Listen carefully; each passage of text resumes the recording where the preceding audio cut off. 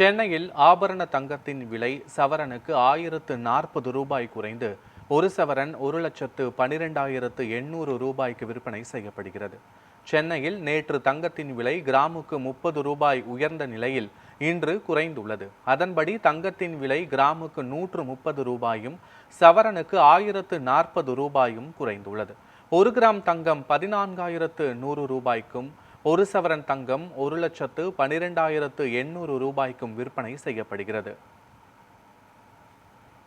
தங்கத்தை போன்றே சென்னையில் இன்று வெள்ளியின் விலையும் குறைந்துள்ளது. அதன்படி வெள்ளியின் விலை கிராமுக்கு 5 ரூபாயும் கிலோவுக்கு 5,000 ரூபாயும் குறைந்துள்ளது.